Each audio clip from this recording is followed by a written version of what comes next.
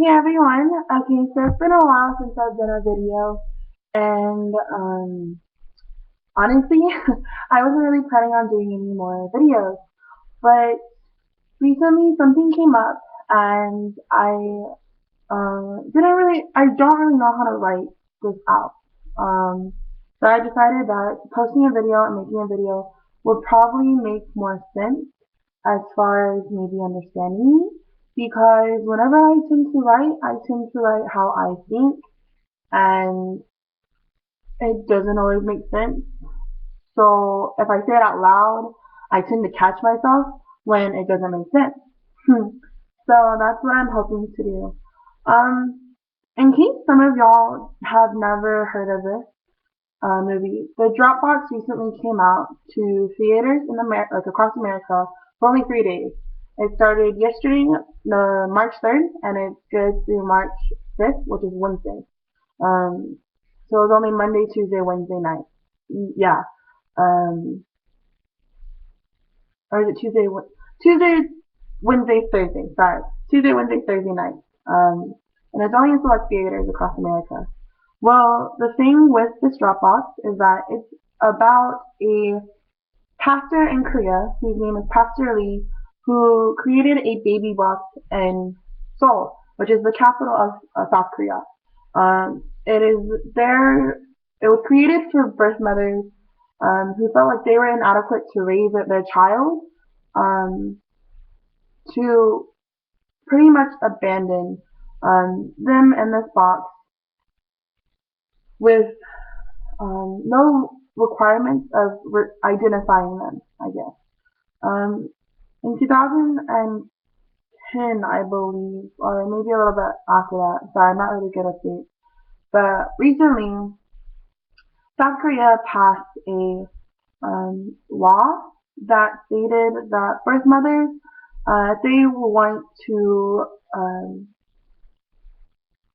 have their child be adopted, that they have to register them on their birth registry for their line, which normally doesn't sound like such a big thing, but in South Korea, where the stigma of single mothers um, is really, really harsh, uh, women fear that, and they don't want it to happen because they know, or they feel like as soon as they do that, and people will find out, people that would know them will find out that they were a single mother and that they left their child up for adoption, and then they're afraid of that judgment, which anyone who has been judged, which I'm sure all of us have been judged at some point in our life, know what it's like, and it isn't a fun feeling. Anyways, so the Dropbox has been something that was really hard for me to understand, to cope with. Um, it's no secret I'm an adoptee myself, and my birth mother was single when she placed me up for adoption. Um, so I am one of those children that lost the opportunity to live in my home, like my home country, because of the stigma, because of the way families treat their child, their daughter who gets pregnant. Um, so that's just it's something that I can't grasp that because I grew up in America where recently single mothers are accepted. They get help. They aren't fully judged just because people don't think that they're less of a human being or less um, able to raise their child, unlike South Korea. Um, so it's something that is very hard for me to understand. Um, so when I saw the Dropbox was coming out, initially when I first saw it a couple of years back, I wanted to watch it. Um, that was before I really started getting more involved with the adopted community and before my senior thesis paper happened where I'm actually writing about single mothers in Korea for my senior thesis. Um, so prior to me learning about all of this and researching these topics, I really wanted to see the Dropbox. But then the Dropbox started happening again. Like the promotion started happening again because they were coming out and being shown in different theaters all around America. And so I saw the trailer, and it featured the children that had been abandoned because of their special disabilities. They were either handicapped, they had Down syndrome, they lost limbs, they weren't born how a parent would ideally want their child to be.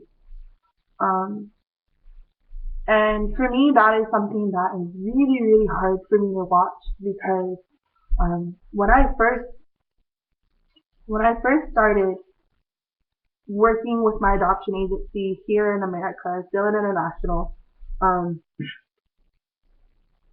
my first summer being a counselor, I was the counselor for two special needs children. Um, I forgot what they had, but both of them couldn't walk. They had the same disability. Only one could walk on a walker pretty well throughout the whole day without being tired or without having issues. And the other one, um, had to be in a wheelchair because his ability to walk wasn't um, very well. He could do it, but it was very strenuous for him. Well, those two little boys, they changed my life. Um, they showed me how even when we think or when we see that we have all these issues in our life, we think that our life is horrible and, and this thing that we don't know how to cope with, and we find it hard to be happy sometimes when we're in those moments and in those feelings. And these two little boys, even though you can tell, know that they have, that they're different from everyone else, but the smiles on their faces and the way that they just treated everyone with no judgment, no care, they just had fun. That happiness and the laughter and everything, like they taught me so much. And honestly, like if I hadn't ever been that counselor, I don't know where I would have been now, how my life would have been, because they really put in a perspective for me what living is. Um, Worrying about these small issues that seem so big in the moment is so bad. It's not good for us. It tears our body down. Our bodies get weak. We get tired. We get anxious. We get upset with people that we normally wouldn't get upset with. We hurt and we see and spit out meaningful things that should never be said. And we tear down someone else because we ourselves are not feeling good. And they just opened my eyes that that is not what living is. Living is waking up every morning and at least knowing that we have another day to try to change what we couldn't change yesterday. If we saw like if we saw something bad yesterday, we woke up today so that we could try changing that and making sure that that didn't happen again or that doesn't happen again to someone else. We're given another day to speak up for people that may not have a voice or may be too afraid to have a voice. We have another day to speak up for ourselves and tell the person that's treating us wrong, like, hey, you're doing something wrong and you need to wake up and realize that this is not how you treat someone. This is not how you treat a friend. We have that day, and they showed me what it's like to live in the moment and live for our day and just let the day be the day. To not look at the past, to just look in the present and be happy. So I those boys taught me a lot. And so when I saw the trailer with these little kids that were left, like it like it affected me a lot. And then um, I was dealing with some other stuff with the Dropbox, um, with the fact that the children weren't getting any information. Like they were abandoned from only being like an hour, 2 hours old to being 2 or 3 years old. But there was no birth date. There was no like not every child was given a birth date. Whenever they were dropped off, there wasn't a letter for each child. Like there are things that a child should know as a human being that they have the right to know, but because of the way that they were left, they don't have that information. And of course, there's always something you can do, like you can make the day that he finds their new birthday. But that isn't true. You know, like does that make sense?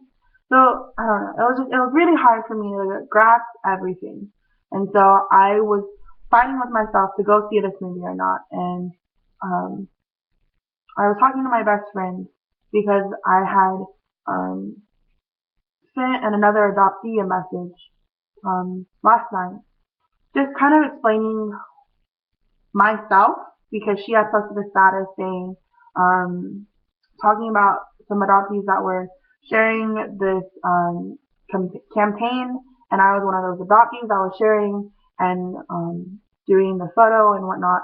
So I messaged her and I was telling my best friend what I said to her and um,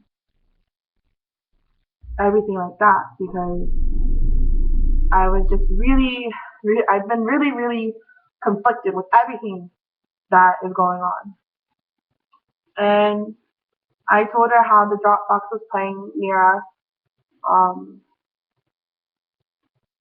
like later on that day, today. And I decided right then and there that as we were talking that I was going to go see it, no matter what. I bought 2 tickets for me and her were gonna go, and we were gonna watch this movie, and I was probably gonna bawl my eyes out, which I did, um, so that if I wanted, if I wanted to be educated in what exactly I was saying, um, and everything like that. Because sometimes I see things and I register that maybe I didn't do my research well enough, or maybe there's some things that I said mistakenly, or whatever. So I wanted to see this movie, so I could clear that up and really understand everything. I wanted to hear the side of the people who filmed the movie. I wanted to see the movie. I wanted to listen to him, his aspects, the volunteers, their words, why they're doing what they're doing, and everything like that. So I wanted to know so I could hear all the sides and I can make my own judgment. And that way I am more educated when I speak to other people other than just saying, yeah, this is what the movie is about. And then they'll be like, oh, did you watch it? And I'll be like, no. Because that kind of just like there's no validation to your argument then if you didn't see the movie. If I didn't see the movie, my argument has no validation. So I went and I saw it and I cried my eyes out and I realized that my perspective of the movie was wrong. Um, I thought this movie, because I found out that it was through a religious organization that was sponsoring it, I thought it was going to be like one of those Christian movies that we've all seen or we've all known where they make it into kind of like a propaganda thing to where they're like, you know, like we should adopt these kids because these kids are being abandoned and blah, blah, blah. And don't get me wrong, they did have that kind of aspect at the end, but for the film, the majority of the film was presented in a documentary style. And that's what I wanted.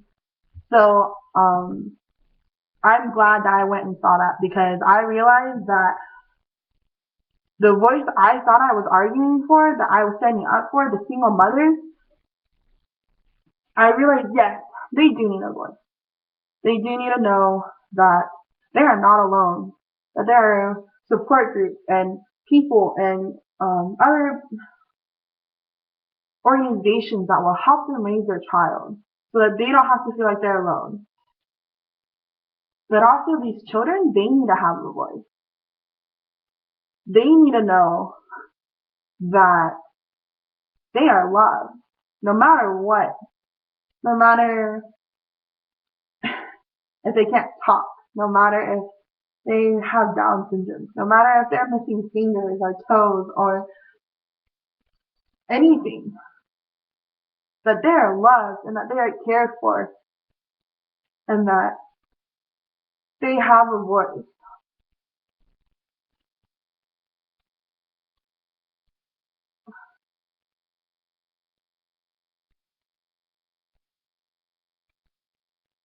It's like I saw myself in each of those kids.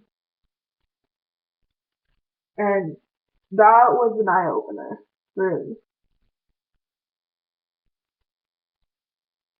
And this whole thing is such a big problem. There's so many different aspects to it and different vines that lead to different problems, that lead to this, that lead to that. They're all crisscross, tangled, everything. And if we want to fix the problem, we have to look at all the aspects of it. And we have to look at how we can fix one thing that will end up domino affecting everything else, so that everything else is falling into place. And so I realized that um, that's what I'm meant to do. Um, I've been planning to move to Korea in January after I graduate in May. I've been planning to move to Korea and to be there for a few years. And I could feel in my body that God was telling me to be there to make a difference, to do something with adoptees, and to make a difference with that community. And I finally realized that that is what I'm there for. I'm going there to help these children, to love them, to care for them, to make sure that they know that there are people rooting for them and supporting them no matter what, that they are never alone, and that even if they're, they know that and they still feel alone, that other people have been in that position. That everything that they're going through, someone else has gone through. And that no matter what, people will be rooting for them. And that they should root for themselves too. So I feel like I kind of went on a rampage, and that usually does happen. But I figured instead of hurting my fingers typing all that out, I would just use my voice. And yeah, so I don't know if all of it made sense. I'm really sad it went, but I hope it made sense. And I hope y'all will share your opinions with me because I would love to hear more of y'all's opinions on what you believe, what you feel, what you think of the subject or just in general. If you haven't seen the movie, I urge you to go and see the movie. It is very well done and it definitely opens your eyes to things that are going on that you may or may not have known about. And so, yeah. Yeah. So I will see y'all later. Nice talking to y'all. Bye.